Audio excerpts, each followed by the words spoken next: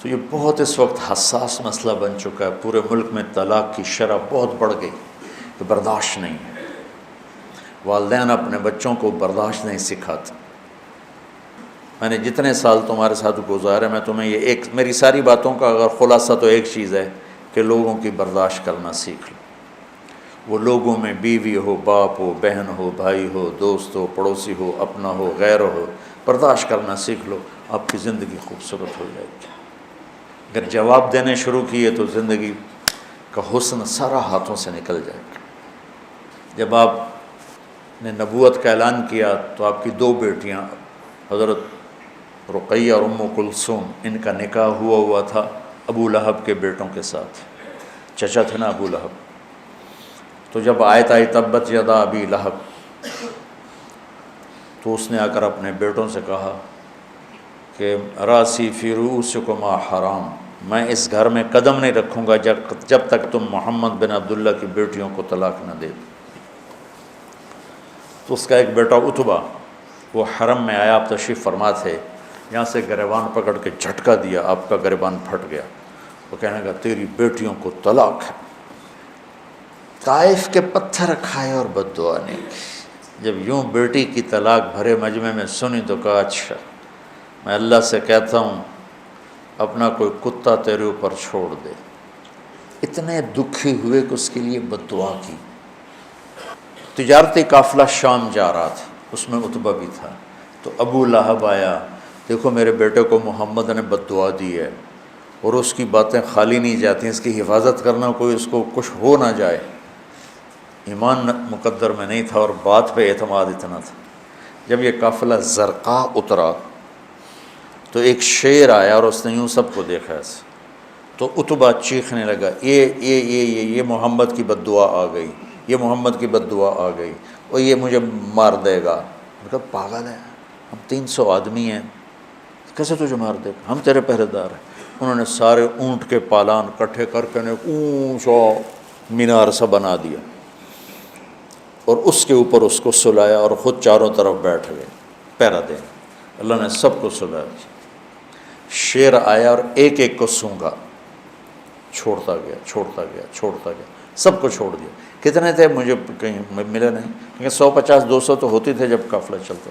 پھر اس نے یوں اوپر دیکھا، یوں سونگا، اور پھر ایک چھلانگ لگائی، وہ سیدھا اس کے اوپر، اور جاتے اس کے منہ، اس سر اور منہ کو اپنے منہ میں لیا اور ایسے کچل دیا جیسے قیمہ بنا دیا جاتا، کھایا نہیں، بس ایسے کچل کے چھلانگ لگا کے واپس چلا گیا۔ تو میرے عزیزو بہت برا حال ہے۔ اللہ تعالیٰ نے درجے مقرر کیے ہیں کہ دیکھو اگر تمہاری بیوی نافرمان ہو رہی ہے تو اسے سمجھاؤ، فَعِظُوهُنَّ، اسے سمجھاؤ، پیار محبت سے، واز ہوتا ہی پیار محبت سمجھاؤ۔ وَاهْجُرُوهُنَّ فِي الْمَضَاجِعِ، پھر بھی نہ سمجھے تو اس کے ساتھ سلوک اچھا رکھو، لیکن رات کو سوتے ہوئے بستر اپنا باہر لے جاؤ، دوسرے کمرے میں سو جا، تاکہ اس کو احساس ہو کہ میرا خاوند تکلیف میں ہے۔ وہ پھر بھی نہ سمجھے تو اسے ایک آدھ تھپڑ سمجھانے کے لیے مار دو، یہ نہیں کہ سوٹے لے کے کھڑے ہو جاؤ کہ جسم پہ نشان بھی نہ پڑے، اتنا۔ وہ پھر بھی نہ سمجھے تو پھر کیا کرو، پھر بھی طلاق دینے میں جلدی نہ کرو، پھر یہ کرو کہ ایک آدمی خاوند کی طرف سے آئے اور ایک آدمی لڑکی کی طرف سے آئے، اور دونوں بیٹھ کر کوئی حل نکالیں اور اس مسئلے کو ٹھیک کرنا چاہیں تاکہ طلاق نہ ہو۔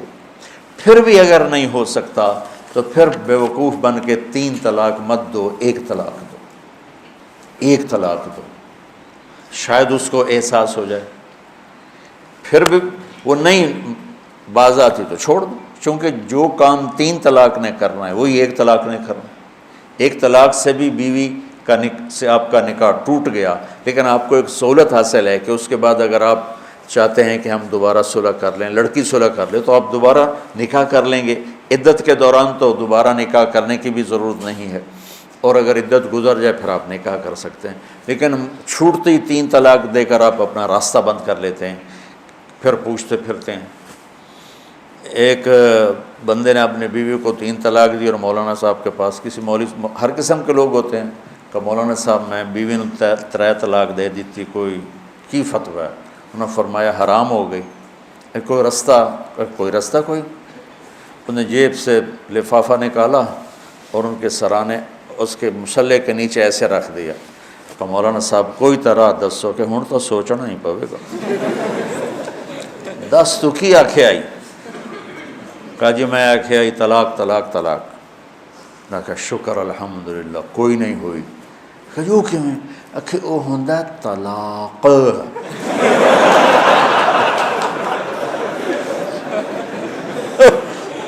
اور تو آکھیا طلاق طلاق طلاق، وہ چھوٹے کاف نال ہے، وڈے نال نہیں ہے، جا موجہ کر۔ پھر ایسی مصیبتیں وجود میں آتی۔ اللہ نہ کرے تمہارے گھر اجڑیں اور طلاقیں ہوں، لیکن اگر ایسا موقع آ جاتا ہے تو اللہ کے واسطے اپنی بچی کو پریشرائز نہ کرو کہ بس اتھے گزارا کر، اتھے گزارا، اور اپنے بچے کو مت پریشر میں ڈالو کہ میرے بھائی کی بیٹی ہے، تم نے گزارا کرنا ہے، تم نے گزارا کرنا ہے۔ مر جاتے ہیں، زندہ مر جاتے ہیں۔ پھر اس وقت علیحدگی ضروری ہے، پر اپنی بیٹیوں کو ذلیل نہ کرو کہ جتھے تیری ڈولی جاونی ہے اتھو تیرا جنازہ جانا ہے، یہ ظلم ہے۔ ہاں اگر اچھے سلوک ہیں تو واقعی پھر جہاں ڈولی اترے وہیں جنازہ، وہیں سے جنازہ اٹھے، لیکن وہ ویشیوں کے پلے پڑ گئی ہو۔ کہتا میں گاؤں میں بیٹھا تھا، گرمیاں تھیں، تو ایک لڑکی ایک بچے کے ساتھ بھاگ کے اندر آ گئی گھر۔ میں نے کہا بیبی کون ہو، کہاں سے آئی؟ کہ میں جھنگ سے آئی۔